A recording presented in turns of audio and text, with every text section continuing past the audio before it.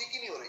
खाना जो है उसके उसके उससे हमें 3 बातें मिलती है, मैंने बार बार बताया है। वात पित्त कफ, वात पित्त कफ। आपको एक तो गैसेस होंगे, आपको एक तो पित्त होगा या आपको एक तो कफ होगा, क्योंकि ये शरीर है उसमें ये होते ही रहने वाला है।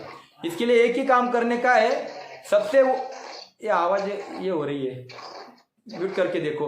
सबसे आसान तरीका है, मैंने कहा कि आप बॉडी को सफाई को समय दो, निर्जला उपवास करो, आराम करो उस दिन। निर्जला उपवास में 3 बार एनिमा करो, सुबह दोपहर शाम 3 बार स्नान करो। और सबसे पहला क्या है, एक 24 घंटे का या 48 घंटे का पूरा फास्टिंग करके पूरा आराम करो।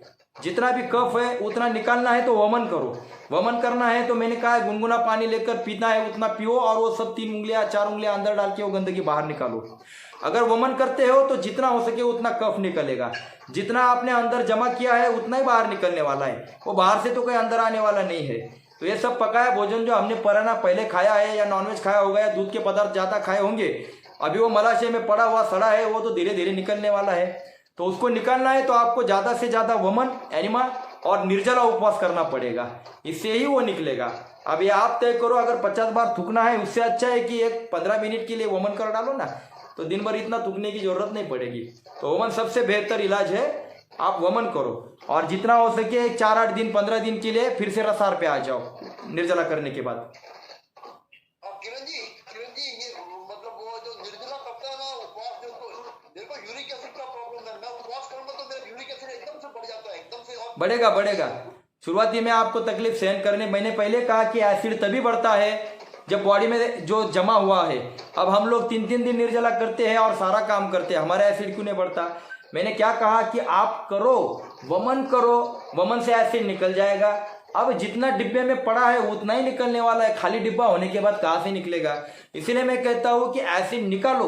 आपको एक ही काम करना पड़ेगा, अल्कलाइन भोजन करना है, एसिडिक बंद करना है। थोड़े दिन आप करके देखो, आपको वमन जरूरी है और वमन करते हो। और दूसरी बात, एनिमा अगर आप करते हो गुनगुने पानी का करो, 3 बार करो और 3 बार ठंडे पानी से स्नान करो।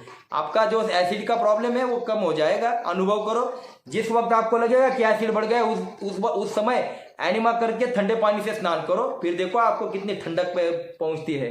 करो तो सही, करके तो देखो, प्रयोग करो खुद के ऊपर। और कुछ?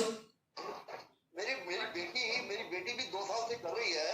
अभी तकरीबन 1 साल तो ठीक रहा, लेकिन अभी 1 साल से उसको ना बहुत ज्यादा स्किन का प्रॉब्लम, बहुत उसको बार स्किन में बहुत ज्यादा प्रॉब्लम हो गया।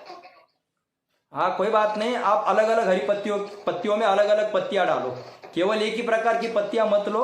और पाउडर वगैरह का जूस इस्तेमाल मत करो। पाउडर शॉर्टकट का रास्ता है, शॉर्टकट के रास्ते से कुछ नहीं मिलने वाला। बहुत सारे लोग मार्केटिंग करते हैं, आपके ऊपर थोप देते हैं, खाओ पियो क्या करना है करो। पर मैं कहता हूँ जितना नेचुरल चीजें लोगे उतना फायदा होगा। तो पत्तियों में अलग अलग पत्तियां डालो। कुछ भी पेड़ जो जिसको मैंने कहा पशु खाता है वो दवा होती है। आपको कौन सा पत्तियां फायदा देगी कोई नहीं बता सकता, इसलिए आप हरी पत्तियों के जूस बदलो, स्किन के प्रॉब्लम कम हो जाते हैं।